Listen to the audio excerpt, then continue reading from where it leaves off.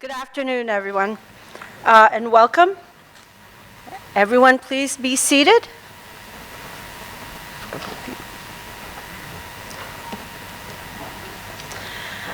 First, I'd like to recognize the presence of Dr. G. Richard Olds, President of St. George's University, Dr. Joseph Childers, Provost, St. George's University, Dr. Marius Lucas, Dean of Basic Science, St. George's University, Dr. Cullum McPherson, Vice Provost, Director, St. George's University, Dr. C.V. Rao, Dean of Students, St. George's University, Mr. Stephen Fram, Principal Officer, U.S. Embassy. Welcome, everyone. My name is Dr. Tita Castor.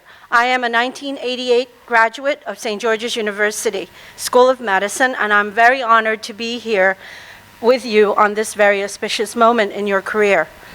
33 years ago, I landed on the beautiful island of Grenada, and that's when I started my journey that has brought me to where I am today. I'm an internist, geriatrician, and palliative medicine physician. Since completing my residency in internal medicine and geriatrics fellowship, I have worked my entire career as a physician educator at the Icahn School of Medicine at Mount Sinai in New York City. I currently hold the position of medical director of the palliative medicine service at New York City Health and Hospitals, Elmhurst. But what I consider my most important post that I've held so far has been to be the Director of Medical Education for St. George's University School of Medicine at New York City Health and Hospitals, Elmhurst, and Queens Hospitals. It has brought me back to where I began and given me the opportunity to give back to both St. George's University and the island of Grenada. My first white coat ceremony was not my own, as when I entered medical school 33 years ago, this milestone, important milestone, was not celebrated in ceremony. My first white coat ceremony was about a year ago at this same time, when I had the honor of donning my daughter's white coat on her. I'm glad that my second one is with all of you here in Grenada at St. George's University, as it is as deeply personal as that first one. I wear my white coat very proudly every day. I have to confess to you that having pockets is very useful. When one is carrying 2 beepers, 2 phones, keys, pens, and in my profession, packs of tissues. During my geriatrics fellowship, I realized early on how my patients, who were much older and so much more wiser than I, showed such respect towards me and what I had to say because of what I was wearing. I still notice this effect to this day when I meet a palliative medicine patient or their family for the first time. For some, it means someone who understands and can explain what's going on. For others, someone who can bring much needed relief from pain and suffering. And for others yet, someone who is just there, who brings care and compassion when cure is not attainable. This coat made of fabric and sewn with thread is laden with meaning. With this coat, you will have the privilege and the burden of being part of people's lives during their happiest and saddest moments, hearing their deepest hopes, fears, and secrets. You will walk hand in hand with them in their journey to the beginning of life, health, illness, and death. As you don your white coat for the first time, take a moment to think about the journey that you are about to begin. It will be exciting, scary, emotional, enlightening, but fantastic. One of the most important journeys that you will ever take, and it will transform you. I would like to share with you a brief history of this ceremony. In 1993, the Arnold P. Gould Foundation created the white coat ceremony at the Columbia University's College of Physicians and Surgeons to promote humanism in medicine. With guidance from the Gould Foundation, St. George's University School of Medicine initiated its own white coat ceremony in 1996, long before many other U.S. medical schools. In 2003, the Gould Foundation founded the Gould Humanism Honor Society, an international society dedicated to the promotion of humanism, professionalism, and ethics in medical practice and education. St. George's University chapter established the Humanitarian Student Organization in 2009, through which preclinical students can engage in service activities for their communities. Our chapter is housed in St. George's University's Bioethics Department, which also coordinates basic sciences students in projects supporting Gould Humanism Honor Society goals. Chapter members are nominated by their peers and inducted during their third year of training. Our newest members are listed in the back of your program and are serving as role models of compassion and professionalism while completing their fourth year clerkships. It is now my pleasure to welcome to the podium Dr. Joseph Childers, Provost of St. George's University, who brings greetings from the university administration.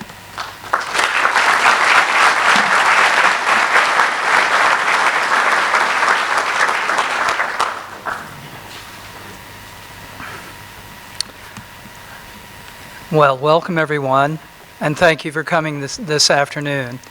I want to, of course, welcome my distinguished colleagues, Chargé d'Affaires Fram, our distinguished speaker and our emcee.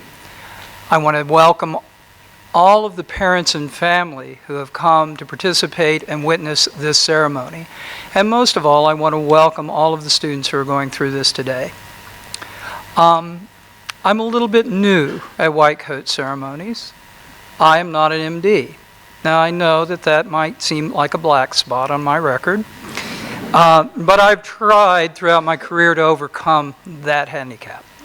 But I am an English professor. I don't know what's funny about that.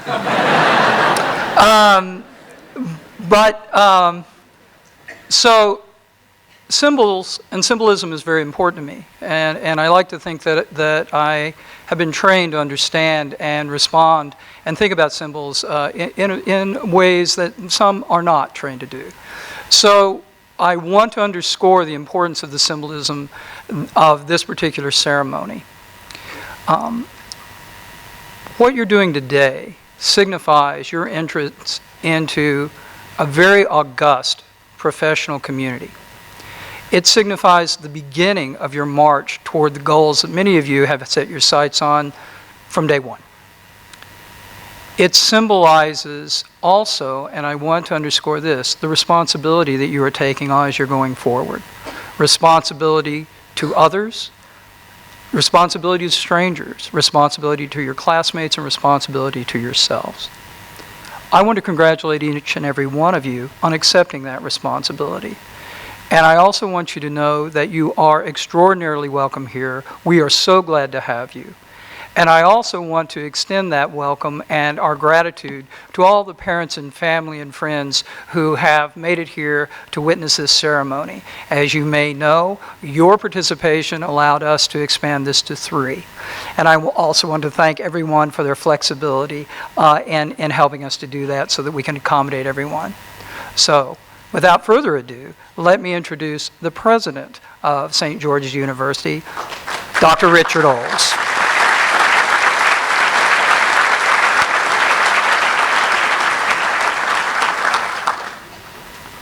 Well, good afternoon. Well, I would like to add my special welcome to the class of 2021 and to all the parents, families, loved ones in the audience. This is particularly special, being a parent myself, for those of you in the audience. One of the things that I, as president, would like to convey is how important actually humanism and, if you will, the art of medicine is in the training of physicians. I myself actually am a physician, Joe, but interestingly, I'm too old to have never gone through a white coat ceremony. because as you have heard, a white coat ceremony is a relatively new phenomenon. Now, having said that, even in the time in ancient history when I trained as a physician, the white coat was synonymous with the medical profession. But it wasn't always so. About 100 years ago, actually in the 19th century, physicians were identified with a black frocked coat, and actually no one wore a white coat in any of the healing professions. The development of the white coat as a symbol actually came from two sources. The first really from the discoveries of Pasteur and the understanding of sterile technique and the importance of mycobacteria in the development of health and disease. And white was adopted because it was a way of patients to identify those that were practicing sterile procedures, and for those in the healing arts to basically demonstrate the importance that they held in that understanding of sterility. The second force was really instituted in 1908 when Abner Flexner reviewed medical training in the United States and felt that a major change needed to take place, and that was the application of the scientific method and universities and university research to the study of medicine. And so the white coat, if you will, was also the symbol of the lab coat. And you will notice that the white coats are not only worn by physicians in medical schools, but also by your PhD professors because of that dual background of both the science of medicine as it evolved from the 19th century and the aspect of cleanliness. Now, having said that, I have some bad news for you. You're not going to be one bit smarter today when you put on that white coat, I can assure you, not one bit. But interestingly, you will be taking on a major social responsibility. It is really unique that our society allows you, as simply putting on that coat, to tell you their deepest secrets, to allow you to examine their bodies, to share with you things that they would not share with their own loved ones. That is a unique privilege that society bestows on you as part of donning that white coat. And as you might imagine, it has an equally important responsibility on your part. I don't expect you to know anything more today than you did. But once you put on that white coat, I expect you to behave and interact with people with a deep sense of gratitude and of importance for the work that you will do for the rest of your professional careers. Now, many of us older doctors in the room remember when we went to med school that probably the highest award bestowed by a medical school was election in the Alpha Omega Alpha Honor Society. We do not have an Alpha Omega Alpha Honor Society, largely because they're only given in the United States and Canada, but that is not the highest award given by our university. The highest award bestowed on students in this university is the Gould Humanism Award. And I think that says a lot about the importance that this university places in not only the ceremony, but in your conduct as future physicians. Welcome to St. George's University.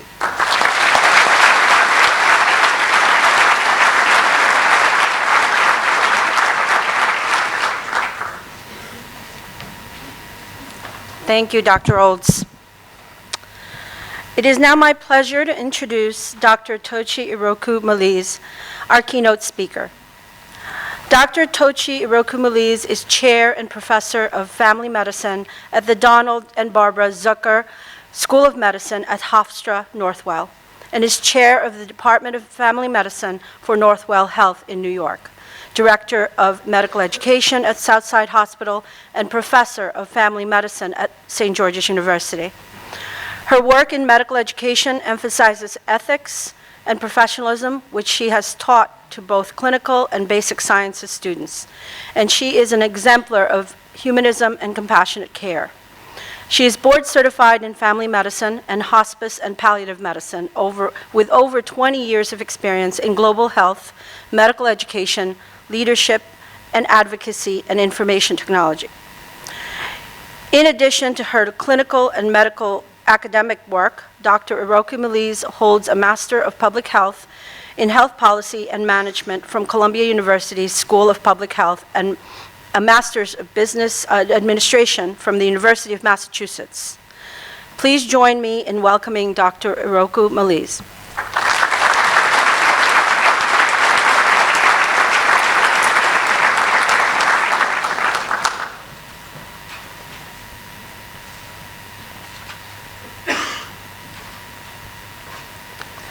Hello, everyone. So I have to switch to my lanyard. There we go. Okay. Good day to all of you. So for those, a lot of the new students, I don't think any of you know me. Faculty do know me. I am known for being afraid to stay behind the podium. I walk around a lot. I have a lot of nervous energy.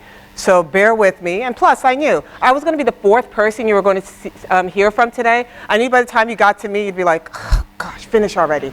So they're bringing down the backgrounds for me so that I have pictures to help you with audio's visual technique here so that you don't, when you get tired of listening, at least you're looking at something, okay?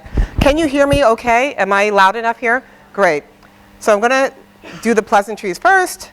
And, you know, Tita and I, we've known each other for about over a decade now, working with the clinical faculty. So, good day to the president, the provost, vice provosts, all the deans here, faculty, students, family members and friends, and distinguished guests.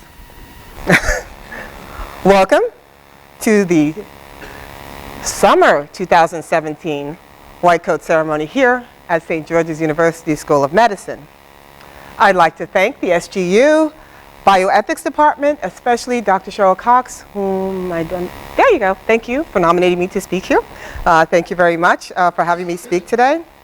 And I'd like to congratulate all of you, all the students, all the family members, friends, on making it to this point. Again, before I begin, for those of you from Texas or Louisiana, our hearts go out to the family members and friends that you have left behind who are there, who are going through a very difficult moment right now. We think of them all the time, morning, afternoon, night, and we wish them speedy recovery through this process as we try to move forward. And for those who have lost their souls, their lives, we pray for their souls. So, here we go.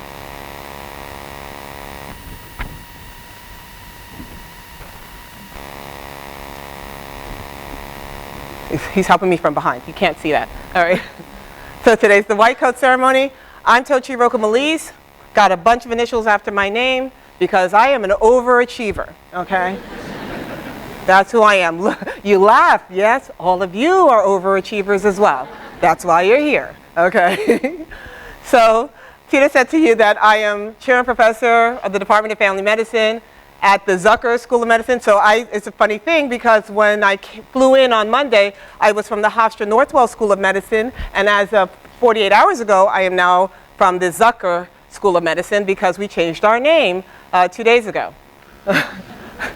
My relationship with St. George's University, again, DME, because for those students who come to do the family medicine clerkship at our sites, I'm the DME for them, and then we do we have our meetings, faculty meetings here in February, March every year.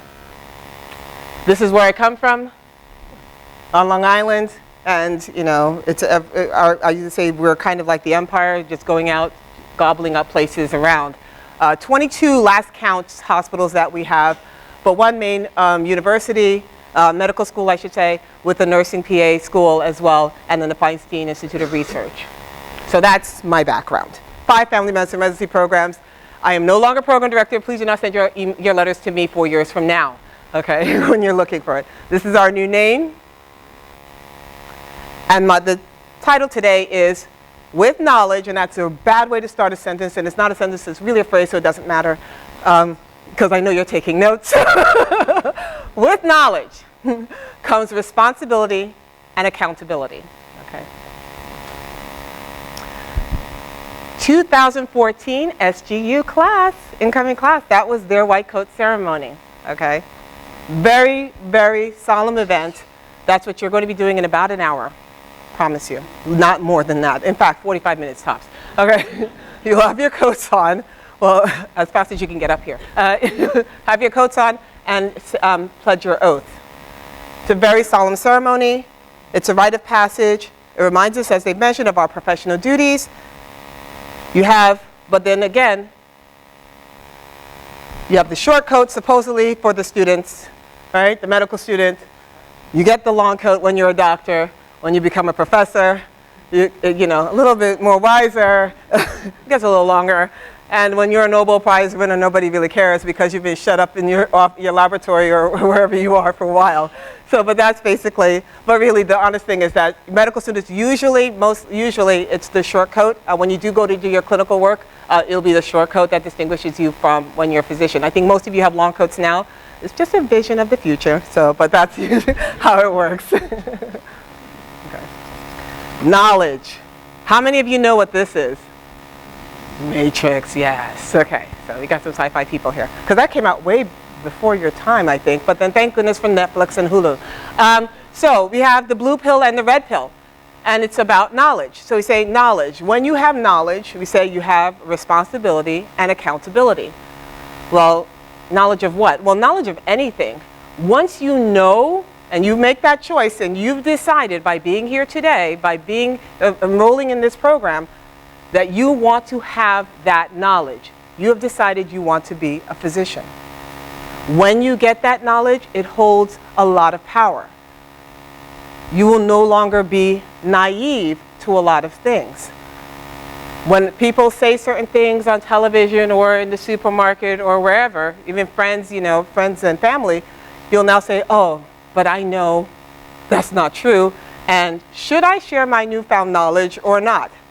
Which is why a lot of family members, beware, at Thanksgiving and Christmas and upcoming holidays, the students here will now diagnose you with whatever they're studying that week.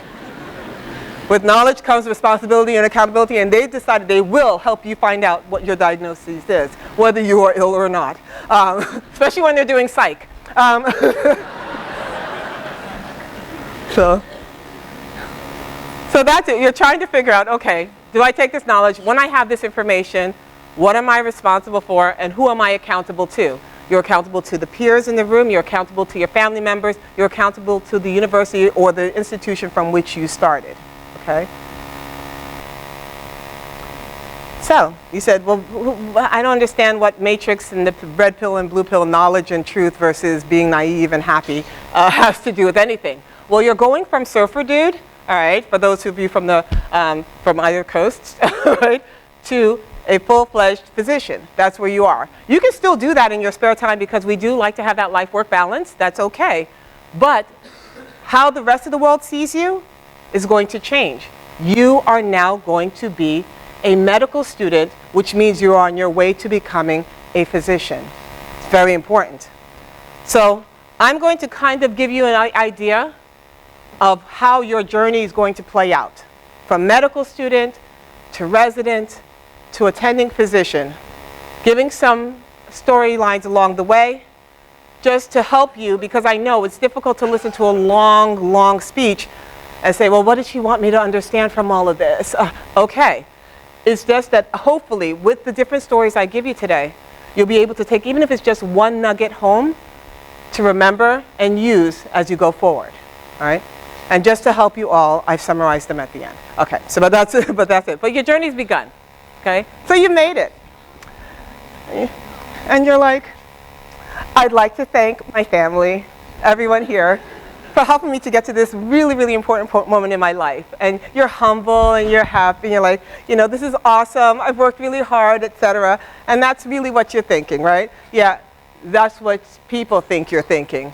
If you're like me, over almost 3 decades ago, more than, you're like, I am so awesome. I made it to medical school. Yeah, I'm walking around campus. Yeah, what do? I'm in art. You're in arts? Yeah. I can't talk to you right now. I got to study. I'm in medical school.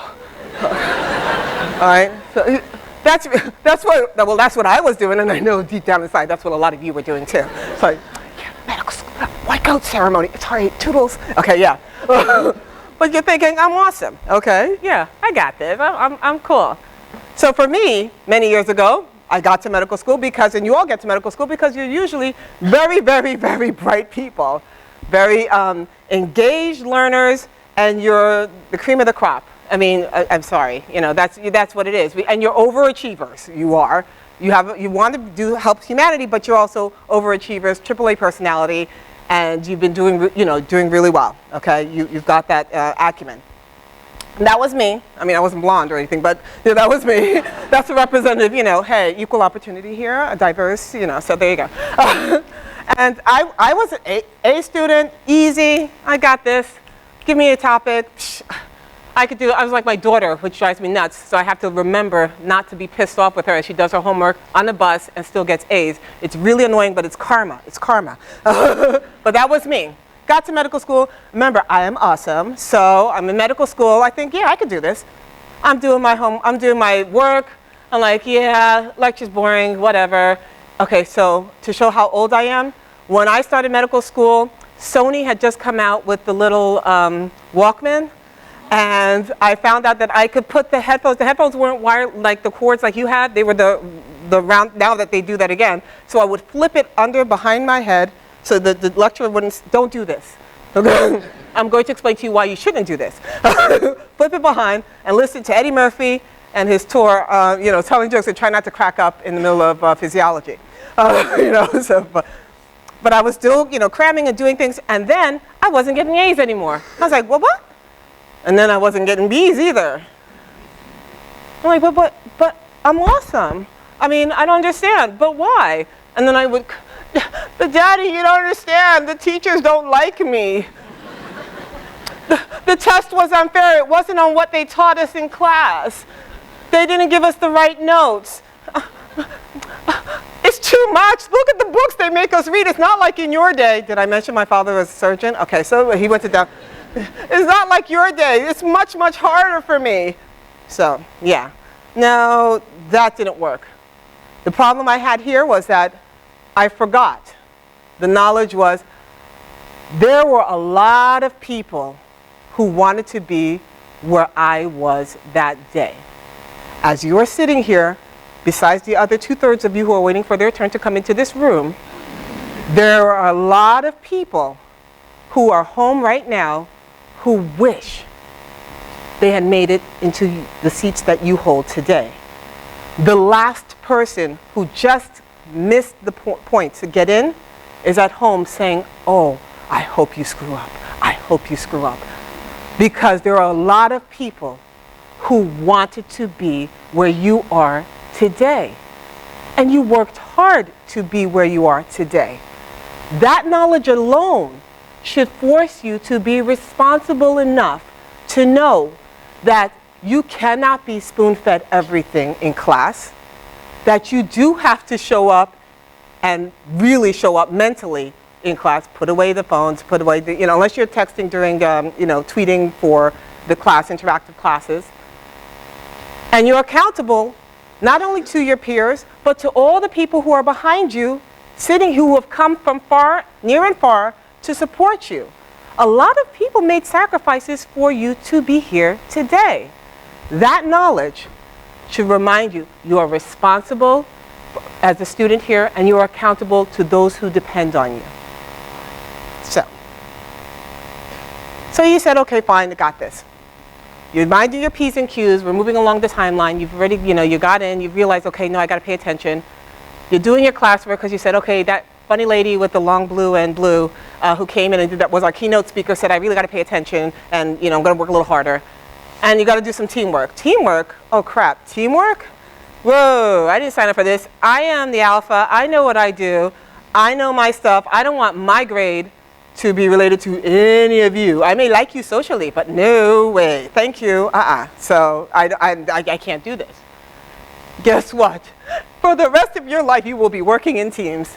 And you may not love them, you may not like them, but you will work together to get the job done. And that's just how it is. Welcome to the real world. For those of you who had professions prior to coming to medical school, you already know this. You're chuckling, you're like, yeah, I've been there, done that.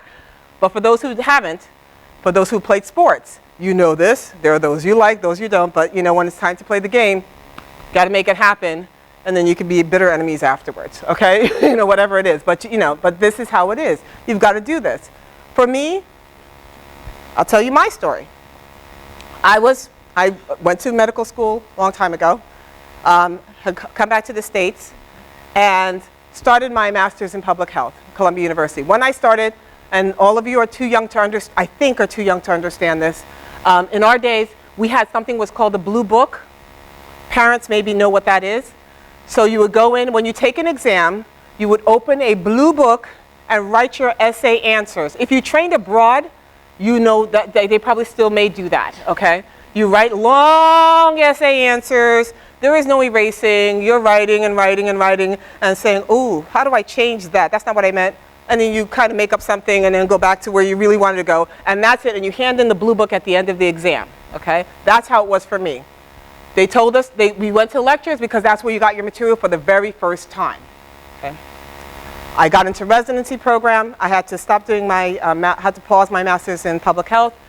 Went to Southside Hospital in Long Island, finished residency, became chief resident, again, overachiever, became director of the hospitalist program, became the associate program director, was doing a bunch of things, and then one day said, ooh, wait. I never finished my master's in public health. Called up Columbia and said, hey, never finished, can I come back? I just want to finish up what I started. And they're like, okay, sure. What have you been doing the past? Because every year I say, hold on. So what have you been doing the last 10 years? I told them, they're like, okay, that's your practicum, you're done. We just need you to do 2 more classes. I got this. Mind you, I am an associate program director of a residency program and also director of a hospitalist program. And by this time I have 3 children, married and 3 children. So classes are 2 days a week. I'm like, okay, I got this. Take the Long Island Railroad, take the train up to 168th Street. I could do this at night. I could do back to my old days homework on the train and get there. Get to the classroom and I'm like, what? Everybody has laptops out. I'm like, what is this? Lecture was sent to us early. You're coming to the classroom not to get the lecture now, just to discuss the lecture that you should have watched earlier before you got there. Huh? And then, by the way, these are your group members. 70% of your grade is based on that one project all of you will work together and do. And I'm like, hold up. Because 10 years later, I still think I'm awesome. But anyway, hold up. I don't have this kind of time to work with these people who I do not know, many of whom are 20 years younger than me. So I was biased that way. And so I don't have that kind of time. How am I going to make this happen? And then my exam is online now. And they're like, start the button, and in an hour, it shuts off. What is this new thing? I don't understand. What is going on here? But I had to learn. Coffee shops, meeting with them at different Saturdays, Sundays, adjusting our time schedule, adjusting my life to make sure that as a team, we were able to make it work. A little bit of sacrifice, the key being that my knowledge here was that I knew what I knew, but I knew what I didn't know. And there were a lot of experience from the people who were on my team. One of them had started a nonprofit organization.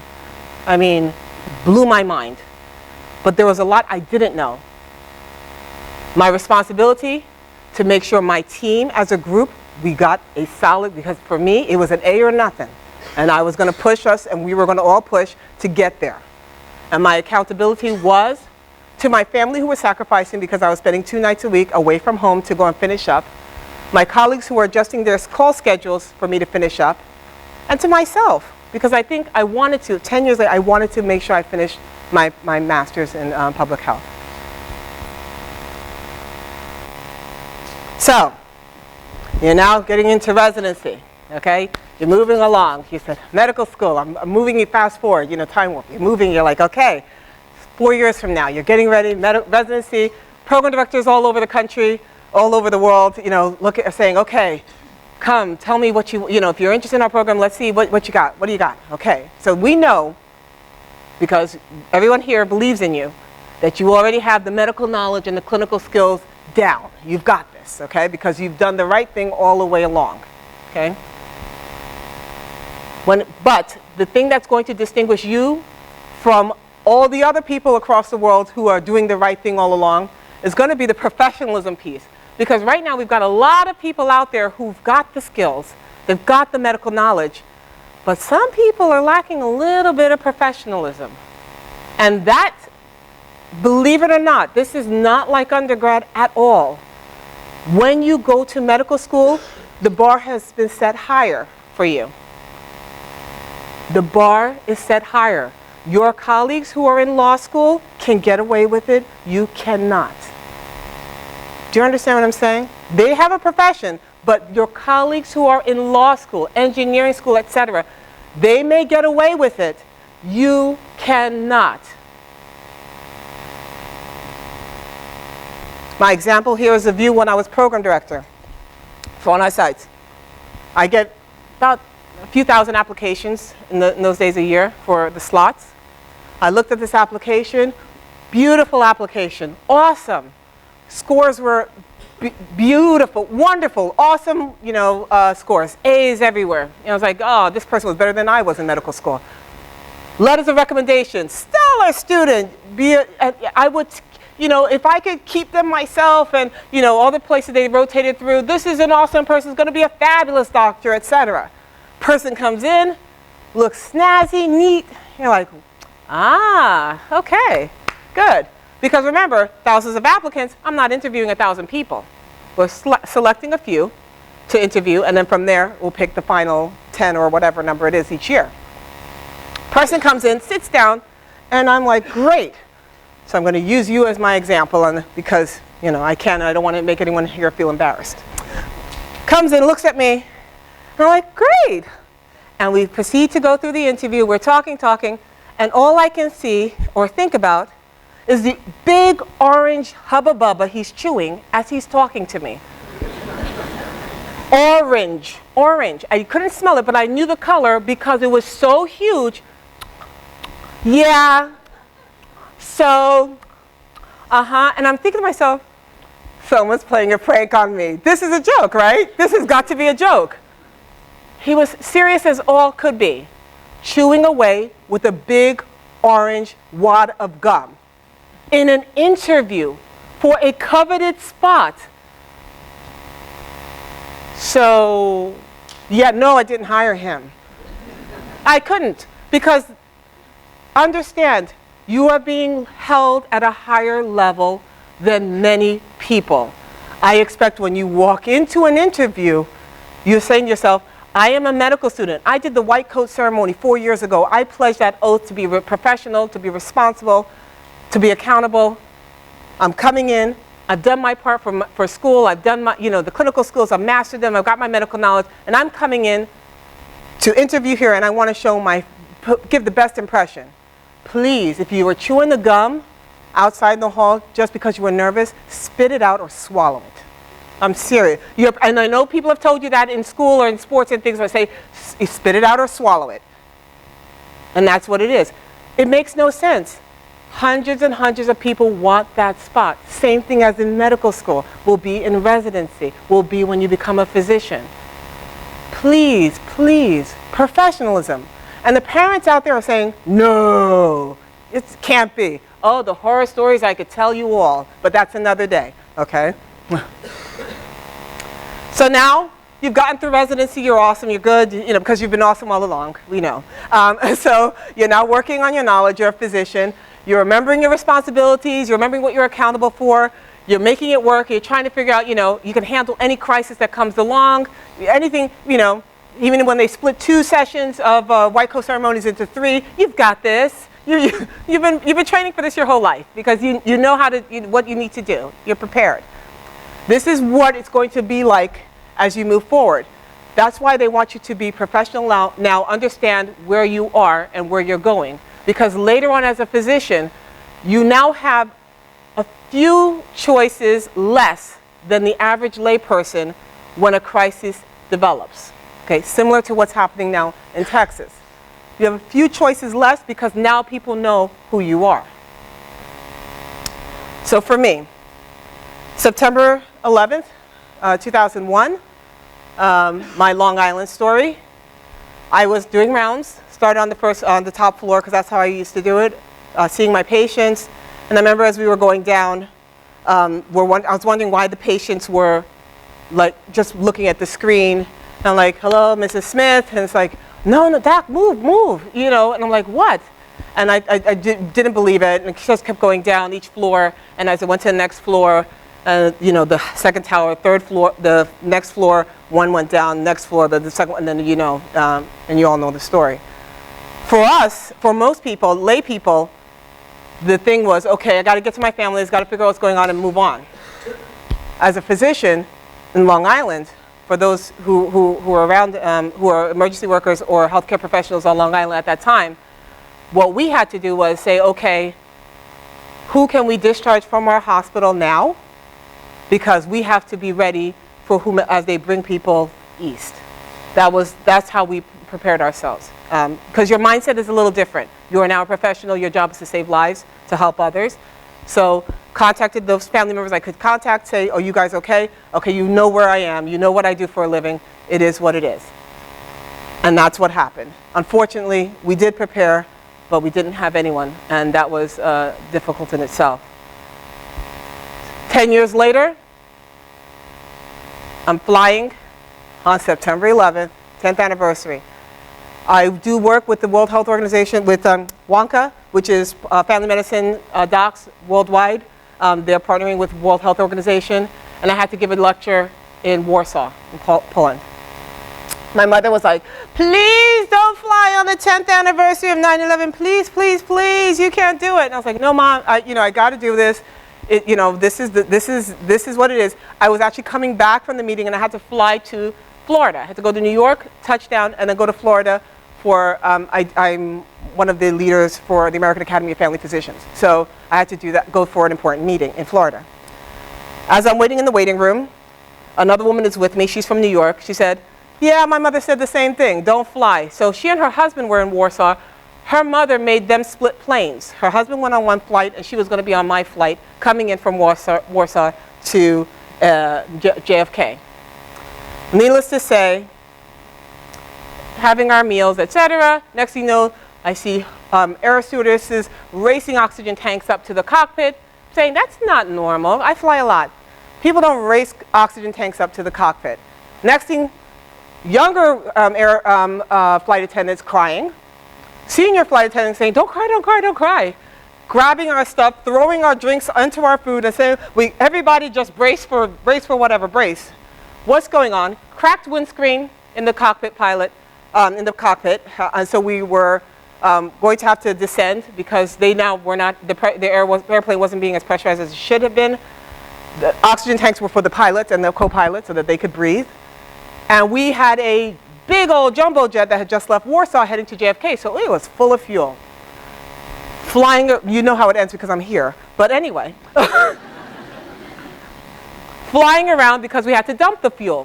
Flying around and around and around.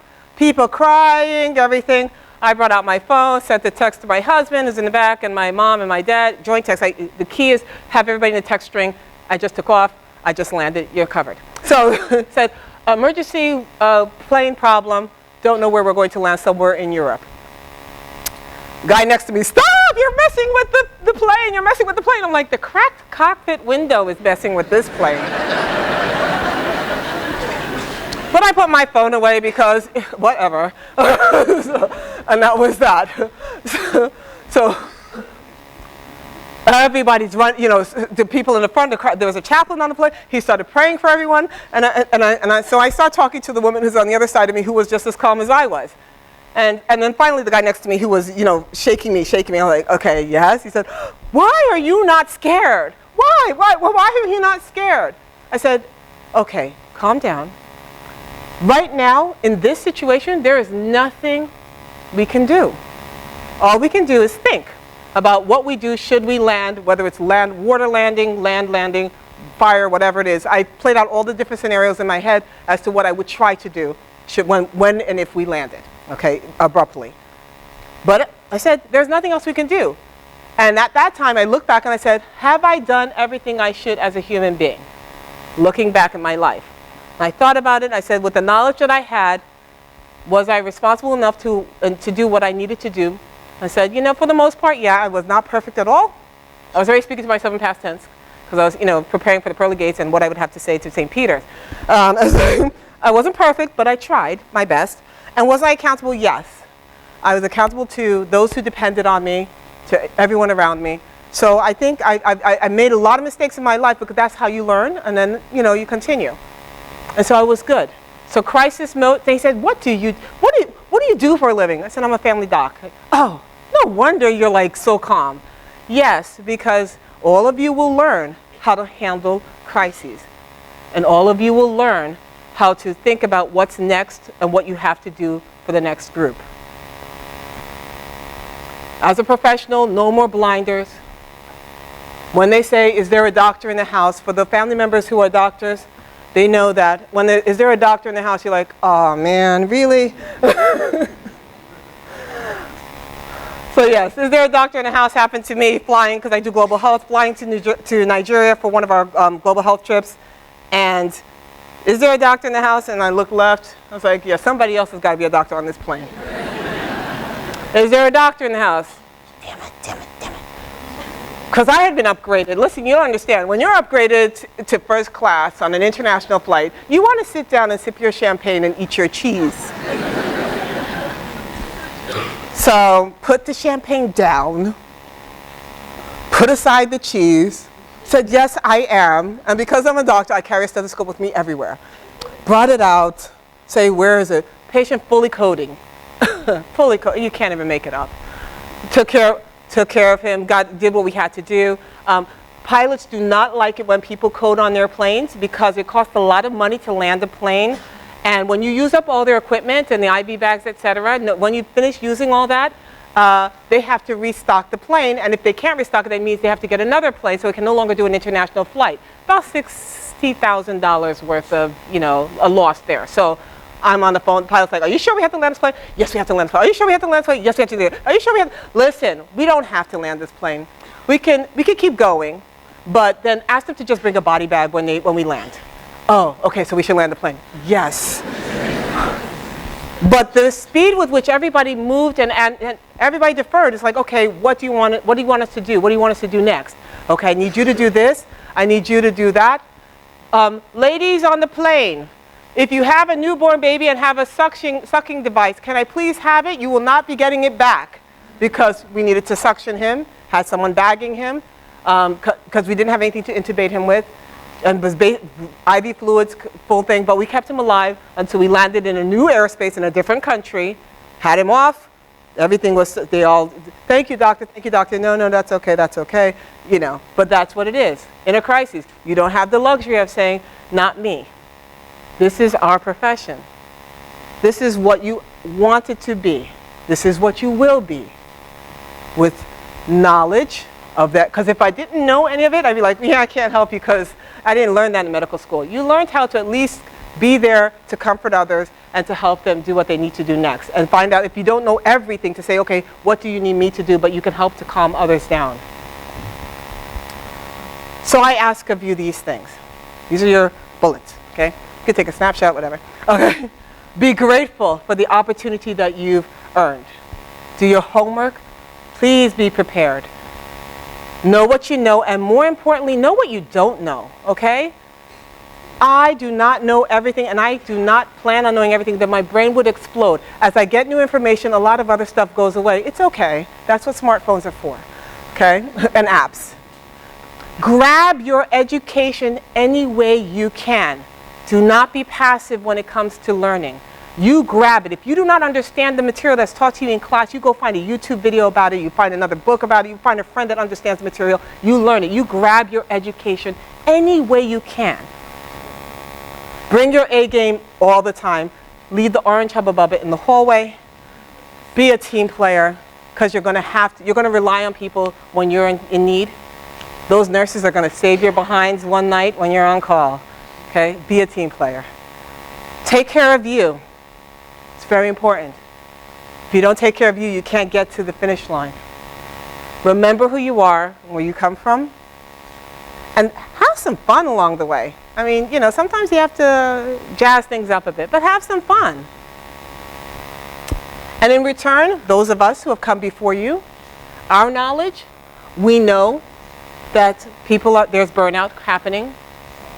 We know that well-being is an issue. We know that technology is changing rapidly and affecting how we practice medicine. And we know the way that people learn, the way the students learn, adults learn today is a lot different than it was in the past. Our responsibility is to find ways, innovative ways to help you do what you need to do.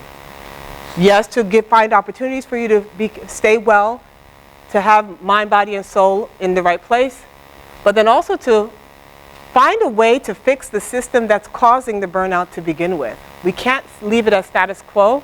We've got to find a way to fix that. Our responsibility is to adapt to technology, to figure out how to use the different gadgets and technology that's out there so that we're ready for you, because what we're training you for is something we can't even imagine yet. We don't know 10 years from now what your practice is going to look like.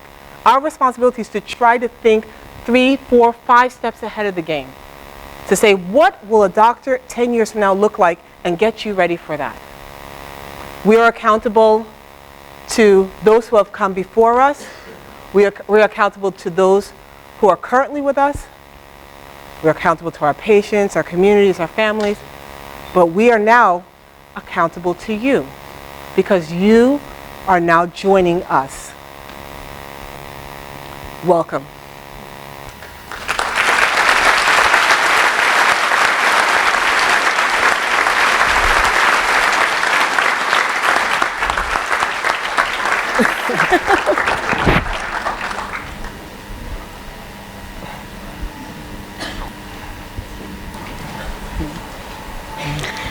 Thank you, Dr. Iroku-Malize, for those inspiring words and for giving me a history of my life.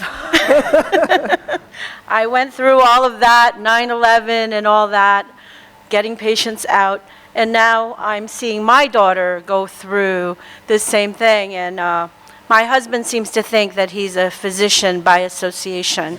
And she often says to me now that she's going through the beginning, just as you are. She said, do you know what he said is just wrong? And I said, yes. And she goes, aren't you going to say something? And I said, how do you think I've been married for 30 years? So you will get, as Dr. Iroku-Malize says, begin to have knowledge that is different from the rest of your friends who are not physicians.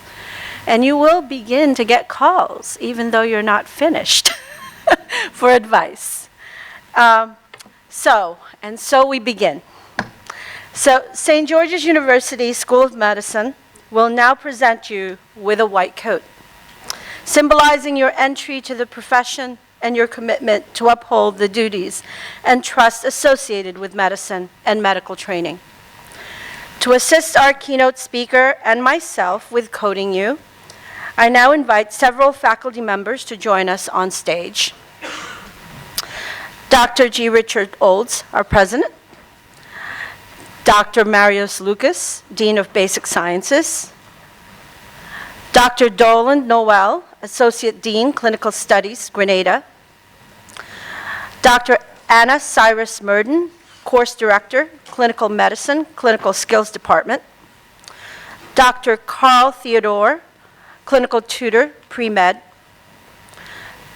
Dr. Theophanes Coleus, Teaching Fellow, Anatomical Sciences. And Dr. Nina Koyum, Class of 1990, coding her daughter, Trina Capelli. And I'm forgetting one, sorry. We will also be joined by Dr. Francis Averill, Class of 1985, coding his son, Ryan Averill.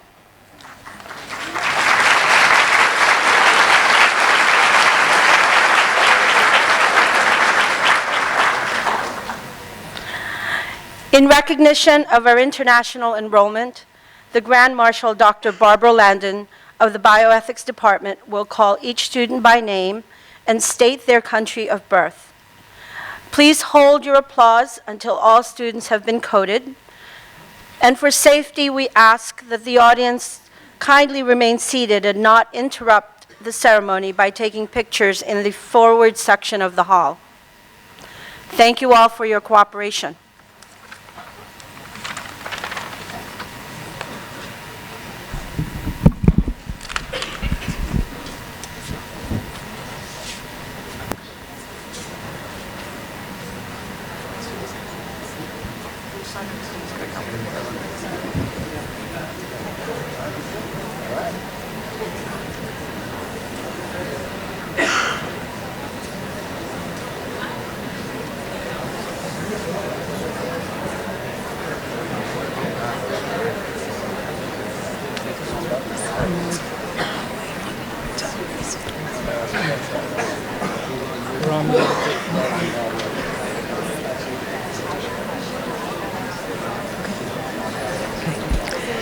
Rami Abukwake, USA, New Jersey.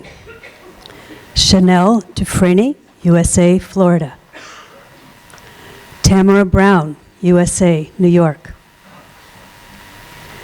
Kendra Dodd, USA, Virginia. Jasmine Dwyer, USA, Florida.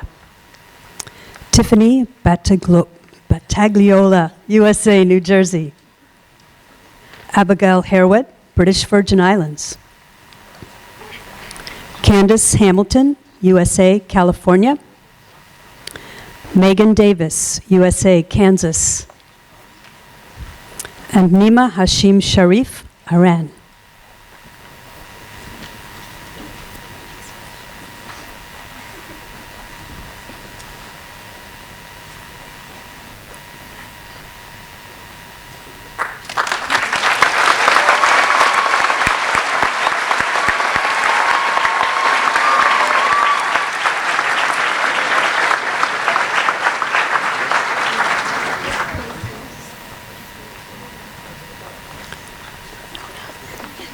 Nona Hashim Sharifi, Iran.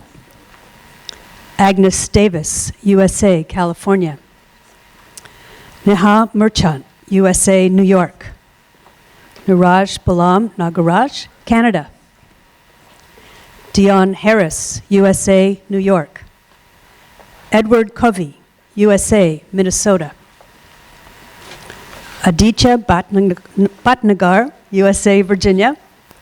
George Atik, USA, Florida. Richard Brachimarfo, USA, New Jersey. Francis Ajiman, Ghana.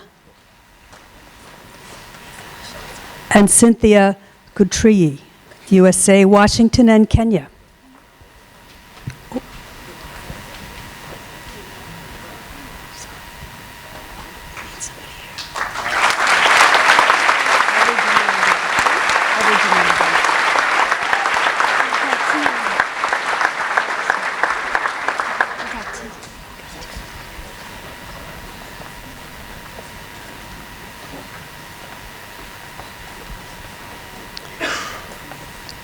Cynthia Gatiri, USA, Washington, and Kenya. Elizabeth Hasho, USA, New York. Tess Decatur, USA, Connecticut. Mazi Fatimi, USA, Florida. Bertine Gomes, USA, West Virginia. Sarah Greenberg, USA, Minnesota. Anna Barton, USA, New Jersey. Stephanie Aronson, USA, New York. Amy Carter, Canada. And Bianca Fisher, USA, Nebraska.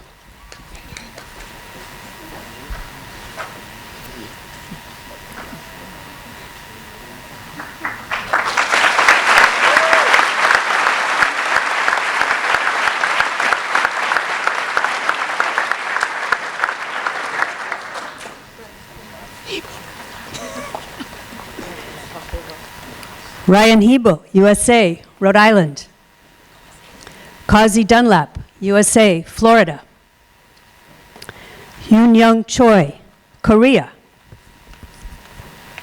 Timothy Binns, USA, New Jersey.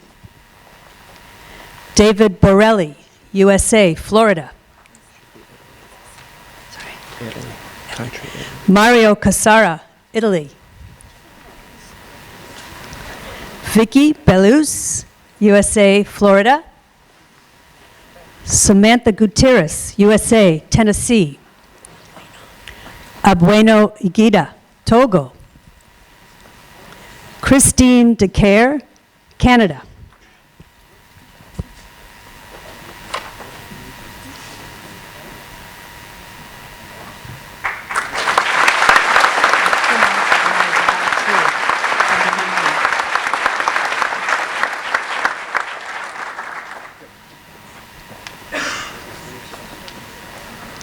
Nadia Jacob, USA, Georgia.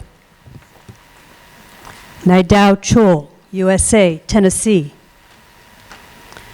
Matthew Burns, USA, New York. Chris Dudala, USA, Virginia. Marwan Hubbard, Trinidad and Tobago. Hassan Abu Hashish, USA, Maryland. Hussein Abu Hashish, USA, Maryland. Hannah Bryant, USA, California. Stephen Badami, USA, Missouri. Theophany N. Blanco, USA, Illinois.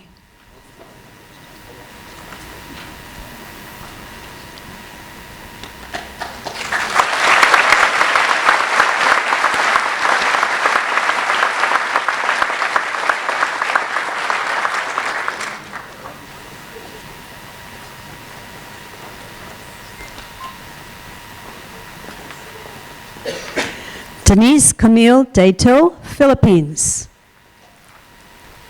Mrunalini Gaikwad, USA, New Jersey. Cynthia Cheng, USA, Maryland. Momotaz Begum, USA, New York. John Michael Vincent Corral, USA and Philippines. Chen Yin Tet, Myanmar. Precious Akinlaja, Nigeria. Sharam Agay, Brunei. Nurulain Bawani, USA, Florida. And Urvashi Ferozi, USA, Texas.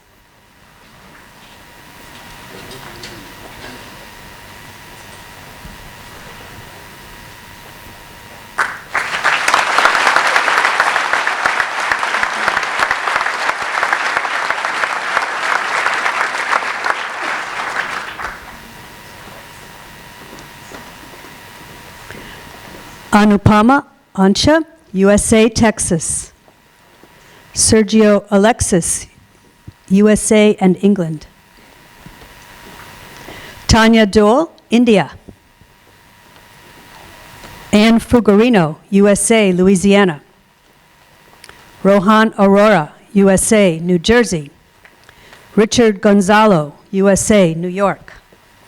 Rahul Dhaliwal, Canada. Sampreet Dhaliwal, USA, New York. Taylor Cardwell, USA, Georgia. And Andy Doan, USA, Mississippi.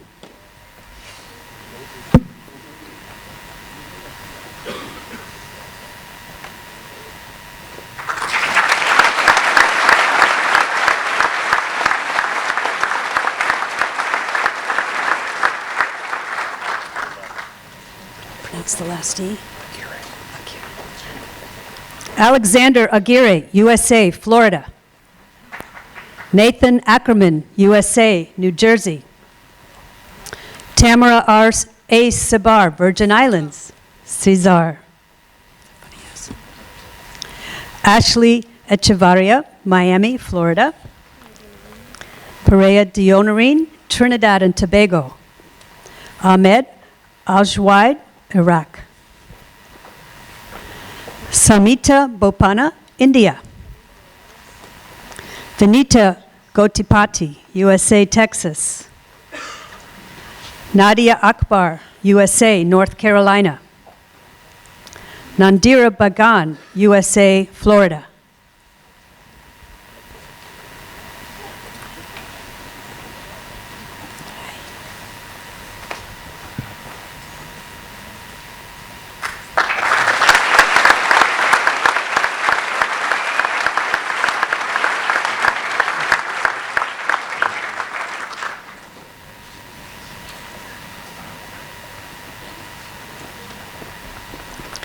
Hussein Amin, USA, Michigan. Gregory Anash, USA, New York. Jose Garcia, Gould, USA and Gould.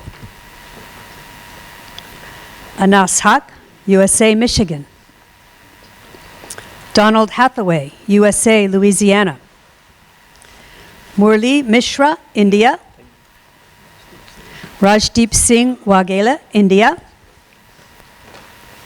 Michael Myrovich, Canada.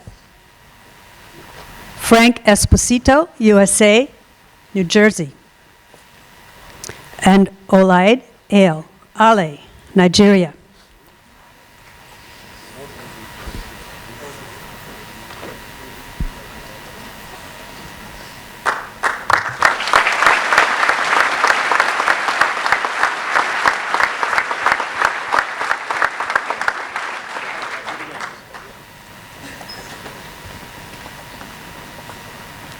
Krishan De Silva, Sri Lanka. Bernard Danke, Ghana. Dennis Abidi, USA, North Carolina. Lubna Ali, USA, Florida. Sarnaz Mahmood, USA, Oklahoma. Sarala Kal, USA, California. Suzanne Hamze, Syrian Arab Republic. Agat Alir, South Sudan. Alfonso Ayala, Puerto Rico. Ali Ahmed, USA, New York.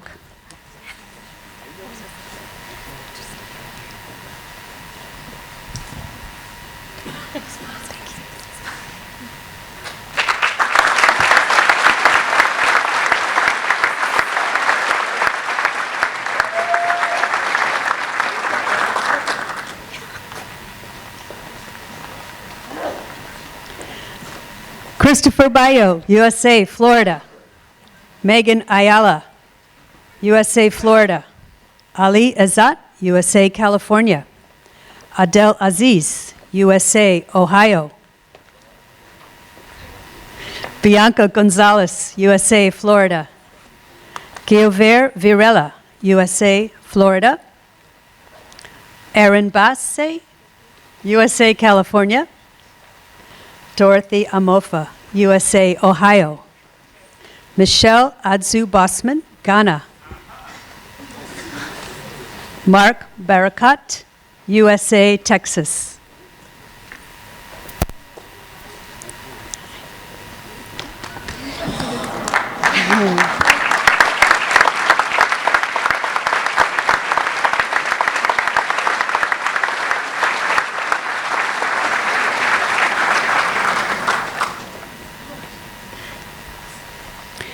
Grace Gilbert, USA, New Jersey. Tell me your name. Ahid Damen, Ebodage, United Kingdom and Nigeria. Malika Joseph, Trinidad and Tobago. Ebu Suleiman Ibe, Nigeria. Andrew Bloy, USA and England. Comfort Chose, Botswana. Mazarame Gafele, Botswana. Tabark Alte, USA, Texas. Angelimar Fuentes, USA, Texas. Christian Hadid, Grenada and Syria.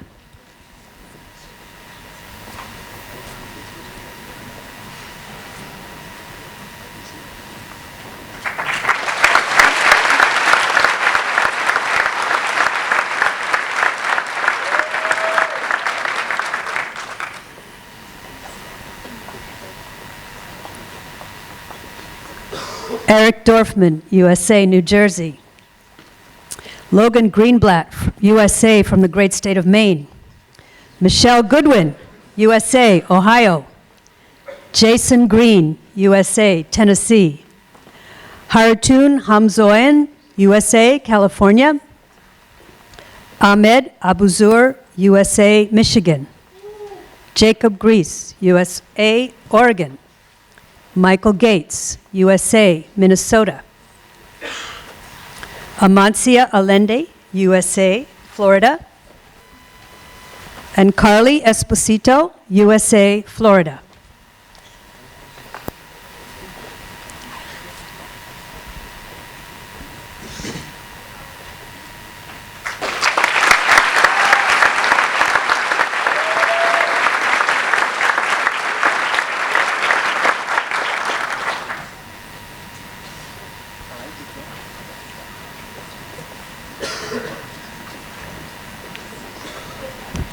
Christina Gabrielle, USA, Florida. Matthew Blanchard, USA, New York. James Beck, USA, Connecticut. Chase Hudak, USA, Ohio. Chad Hiromeyer, USA, Mississippi. Mara Dalida, USA, Texas. Justin Baba, USA, Florida. Clint Cox, USA, Arkansas. Lauren Cooper, USA, Pennsylvania. Catherine Elliott, Canada.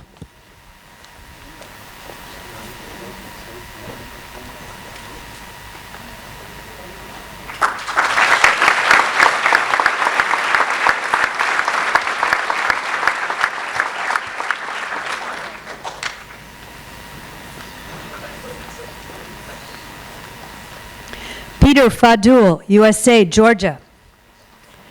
Shranvir Chata, USA, California. Tejveer Gill, USA, California. Mark Awad, USA, New York. Alexandra Freeman, USA, New York. Mona Penmetsa, USA, Virginia. Felix Ayati, USA, New York. Diraj Ayagari, USA, Georgia. Rupal Biyan, India. And Mirak Gunai, USA.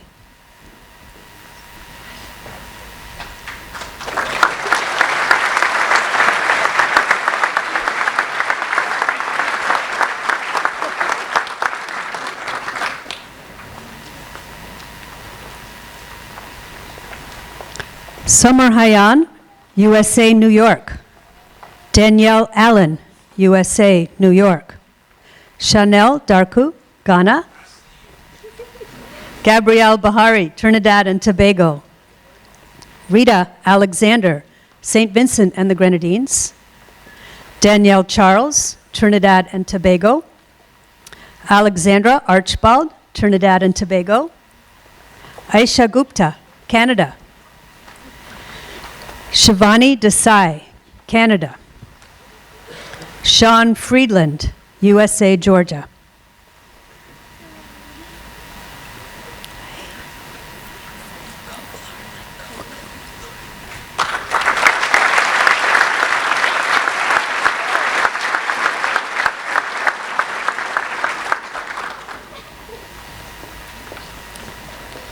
Melis Koklar, USA, New Jersey.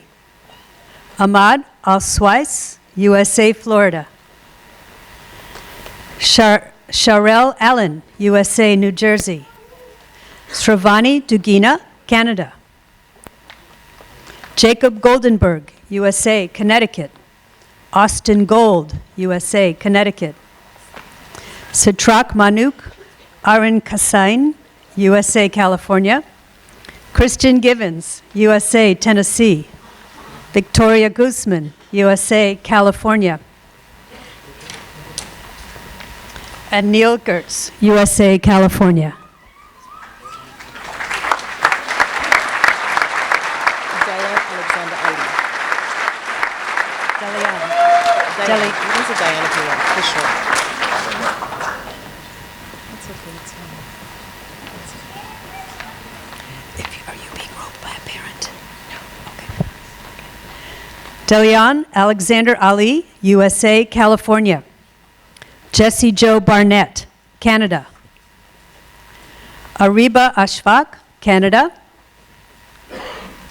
Kai Bradley, USA, Michigan. Tyler Grantham, USA, New York. Ryan Conklin, USA, Wisconsin. Hrant Gevorgian, USA, California. Troy Cisneros, USA, California. Daniel Halpern, USA, New York. And Jenna Brown, USA, Nebraska.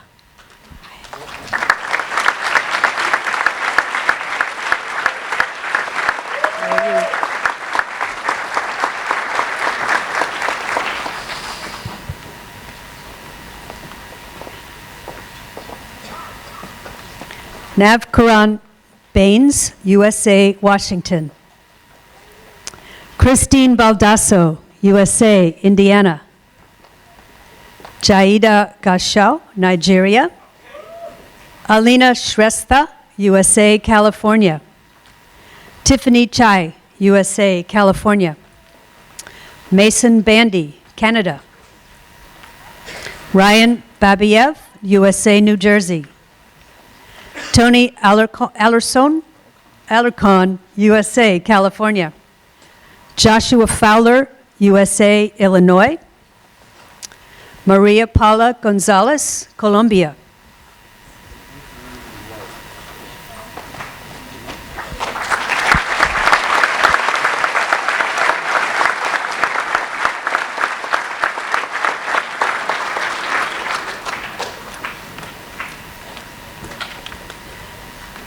Daniel De La Sera, USA, New York.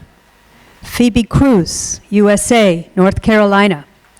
Christopher DeLang, USA, Florida. Travis Hall, Grenada. Celestina DaCosta, USA, New York. Sierra Hendricks, USA, Wisconsin.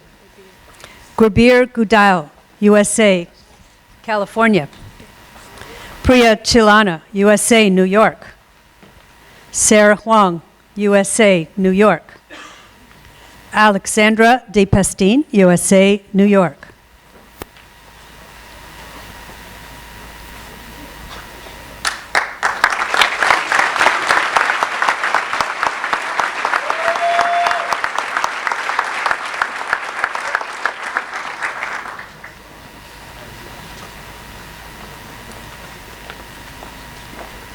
Imran Baksh, USA, New York. Jude Taba, USA, Massachusetts. Saina Gill, USA, California. Nicolette Dresser, USA, California. Kara Cabbage, USA, Tennessee. Manroop Gill, Canada. Dominique D'Souza, USA, Illinois. Farhad Mangal, USA, Virginia. Jesse Galuk, USA, Wisconsin. Charles Wilkins, USA, California.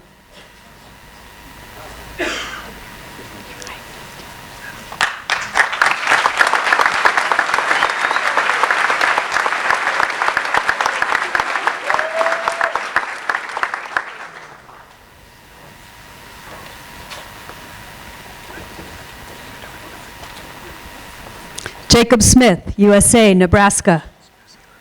Samuel Dobbs, USA, Virginia, and New Zealand. Trina Capelli, USA, Wisconsin. Jonathan Caggiano, USA, New York. Kimberly Beans, USA, Florida. Zachary Glusman, USA, California, South Carolina. Joel Collins, USA, Florida. Turel Vashni Honang, USA, Texas. Crystal Azuike, USA, Texas. Rogwena EBI, Ruana EBI, Nigeria.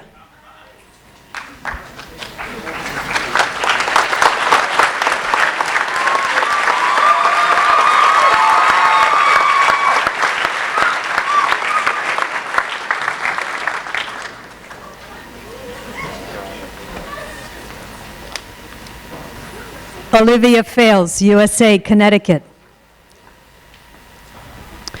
Meghna Balasubramanian, USA, Massachusetts. David Friedman, USA, New York. Nafis Duji, Canada. Paul Bozak, Canada. Ronasha Frank, Grenada. Kevin Yao, USA, California. Robert Ferguson, USA, Georgia. Julian Hawkins, USA, Georgia. Charlene Curtis Thomas, USA, New Jersey. Do you mind saying Nigeria after Florida? Of course not.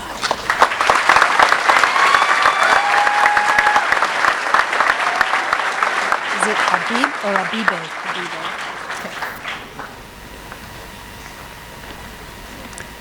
Michelle Abibe, USA, Florida, and Nigeria. Dawson Hobbs, USA, Virginia. Damara Miller, USA, Maryland. Eric Hallquist, USA, Wisconsin. Warren Berg, USA, Georgia. Claudia Awad, USA, New York. Taylor Florio, USA, Florida. Jennifer Ginsburg, USA, Ohio. Elijah Abdulmasi, USA, California. And Sean Darmal, USA, California.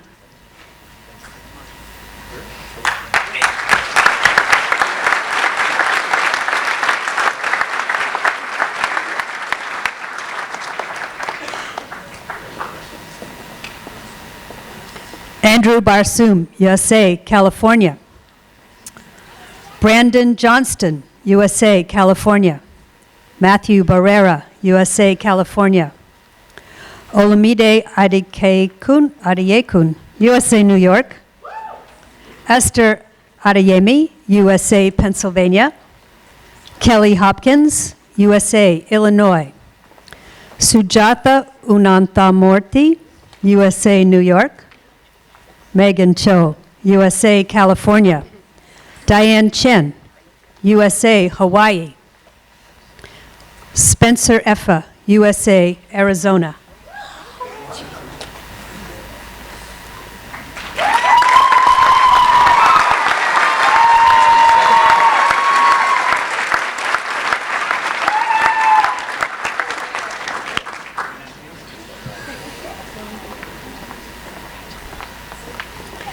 Christopher Chopkin, Canada.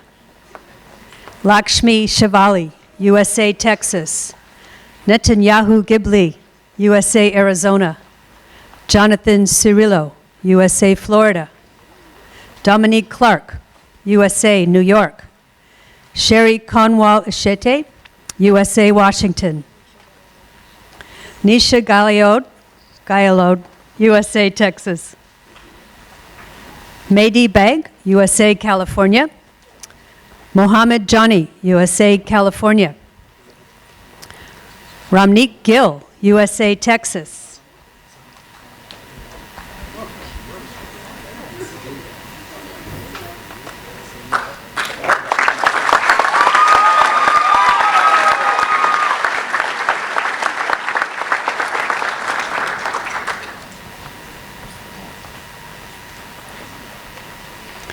Anam Fayaz, USA, Texas. Chand Banat, USA, Illinois. Dashani Govinder, USA, Florida. Saloni Gupta, California, USA, and India. Srujana Dasari, USA, Maryland. Aisha Geis, USA, Pennsylvania. Matthew Duhaney, Jamaica. Alexandra Hamilton, Jamaica. Marcella Iragori, USA, Florida. And Cecilia Rosenbaum, USA, Pennsylvania.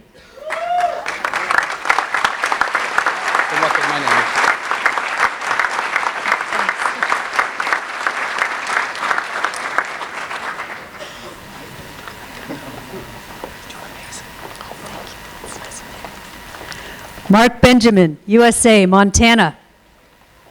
Joshua Bora, USA, Michigan. Manu Chopra, USA, California. Serena Doyan, USA, California. Ashley Foreman, USA, California. Megha Ganatra, USA, North Carolina. Alicia Gallo, USA, New Jersey. Amanda Cheshkowski, USA, New York. Minor Durrani, Ohio, USA. Tashin Chowdhury, USA, Virginia.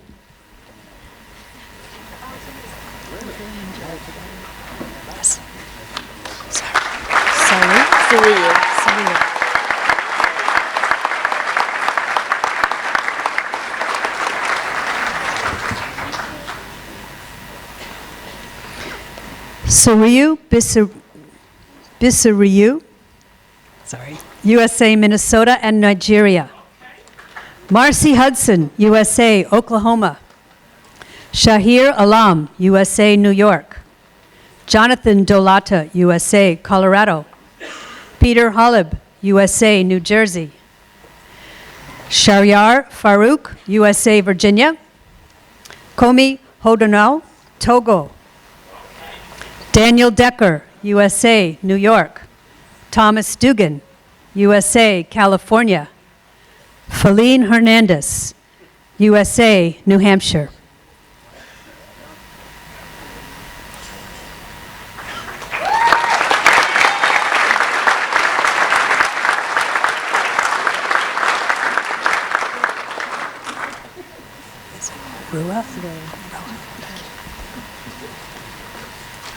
Roa Arame, USA, New York. Felicia Davis, USA, North Carolina. Charles E. Dodgen, USA, Georgia. Louis Durkak, USA, Virginia. Elena Durkak, USA, Virginia. Tyler Cummings, USA, Pennsylvania. Daniel Aflakian, Iran. Wal Abdul Jabbar, USA, Virgin Islands. Stacia Graybon, USA, Illinois. And Preeti Badve, USA, California. That was a hard sequence.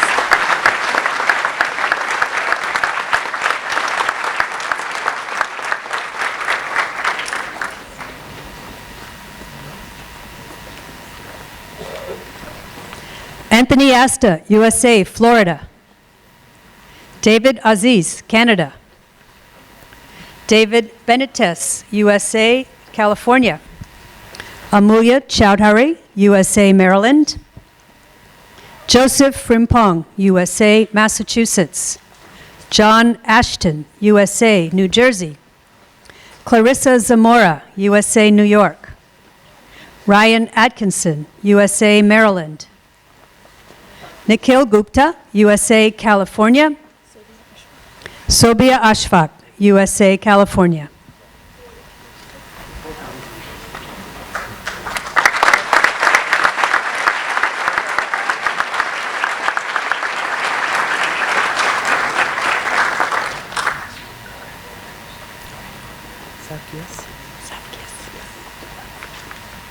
Safkias, USA, California. Adil Ilyas, USA, New York. William Hatfield, USA, Texas. Pratik Bogati, Nepal. Kanan Aravagiri, USA, California. Omowanu Oalua Adabari, I think I left out a syllable, Nigeria. Charles Eugène, Huyghe des Pointes. Charles Eugène, Huyghe des Pointes, USA, Florida. Anthony Crisafio, USA, Pennsylvania. Stephen Capone, USA, North Carolina. Ilson Hernandez, USA, New York.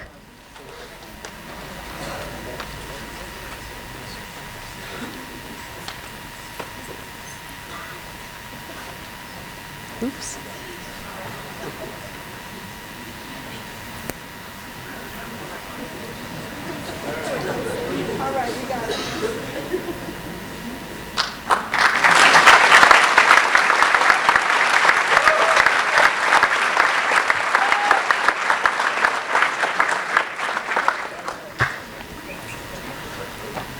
Morgan Hancock, USA, Nebraska.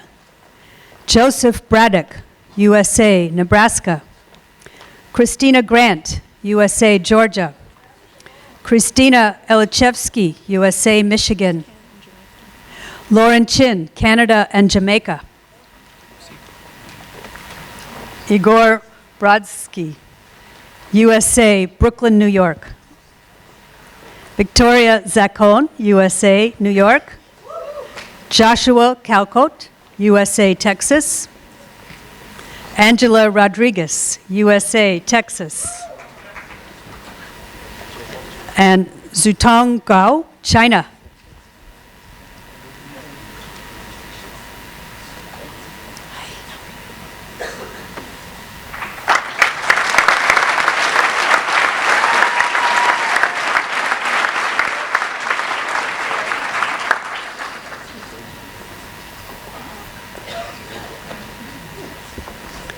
Olivia Brooks, USA, Massachusetts. Jessica Arango, USA, Florida. Just tell me your name. Enoch Augustine, Florida. Enoch Augustine, Florida. Enoch Augustine, Florida. Lukaz Bogdan, USA, New York.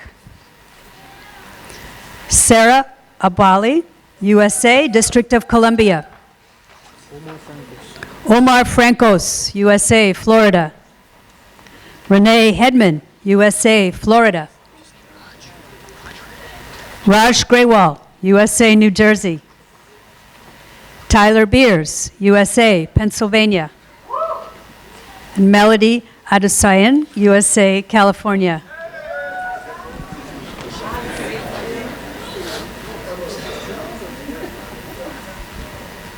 Right now?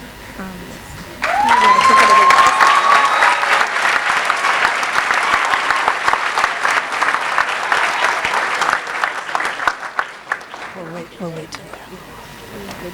So you can call this name. Antonis Costeas, USA, New Jersey. Faraz Ani, USA, New Jersey. Ryan Averill, USA, Florida. Autumn Barnes, USA, California. Ashley Brocklebank, USA, New York. Ahmed Ashai, USA, New York. Mohammed Zayan Gaz, USA, California. Joshua Braganza, Canada. Alejandro Hernandez, USA, Florida. Camille Abdullah, USA, Maryland. Should I go too? Wait, no. Oh, you're the very last one.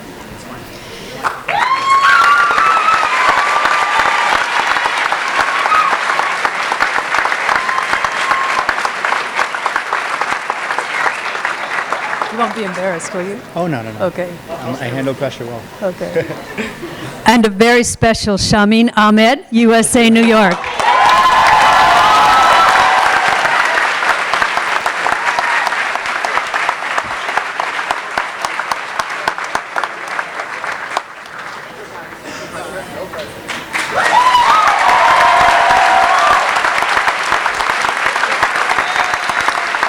Congratulations to all of you.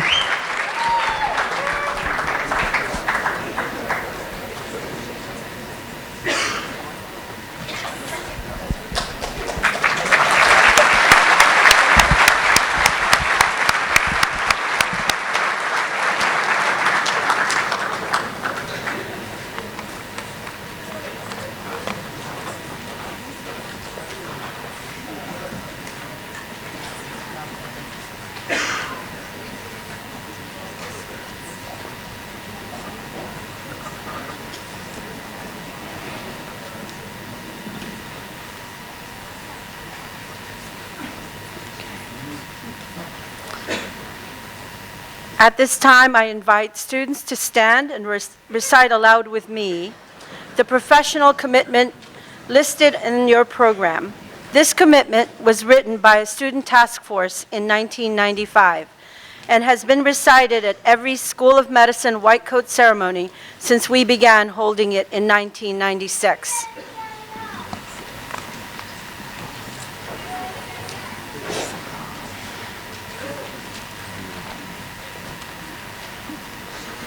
Okay. Today is the beginning of my medical education and training as a physician.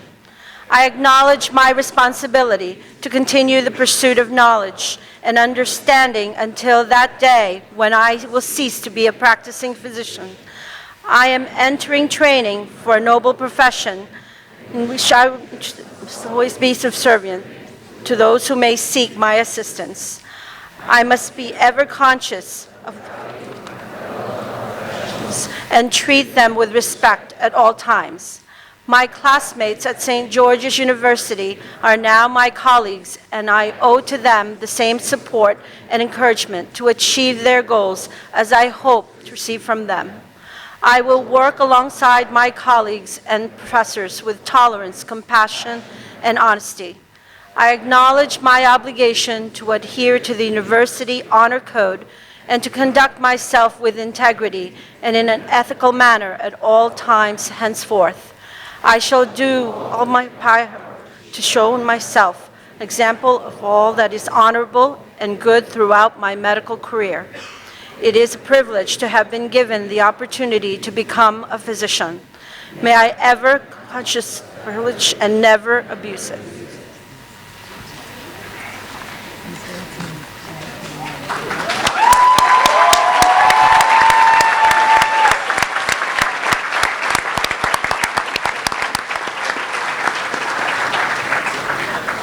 Please be seated.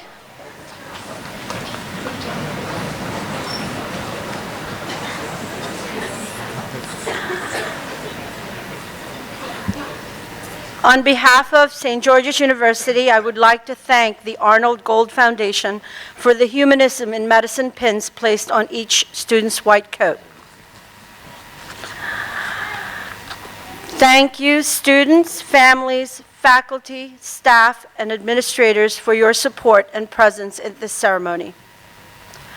You're all invited to a reception at the Lewis and Marion Madoka Hall, that way. I ask that you please remain seated and keep the aisles clear until directed by the ushers. And thank you all for coming.